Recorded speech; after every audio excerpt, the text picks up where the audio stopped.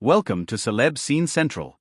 If viewers were shocked by the first person to be voted out of Survivor 47 on Wednesday's 2-hour premiere on CBS, they weren't alone. So was the host.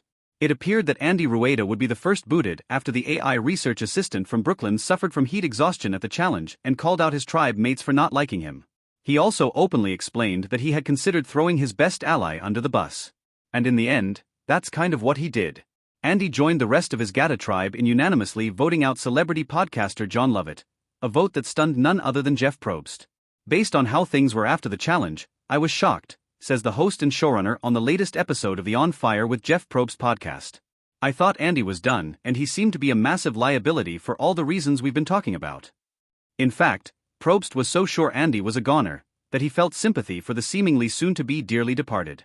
I was actually kind of sad as Andy walked off, because I wanted him to get everything he wanted out of this experience, and it didn't seem like it was going to happen, Probst says.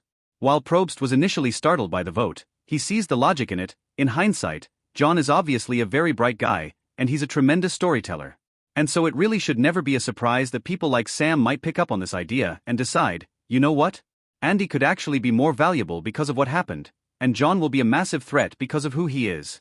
So maybe the move right now in episode 1 is to take out somebody we all believe could win this game. And I think that's what they did. Lovett's early exit no doubt surprised fans who just days earlier had read on Entertainment Weekly how the host described the podcaster as one of the franchise's greatest storytellers ever. Unfortunately for Lovett, his story ended after only 3 days. On the podcast, Probst revealed the notes he took on the player during the casting process. My first impressions were what you might expect, Probst says. I wrote, he's amazing, very compelling, incredible storyteller. He will be great. Yes, he should be on the show. And then as we continued to talk more in future conversations, I wrote, he does overthink things. This could cause decision-making issues.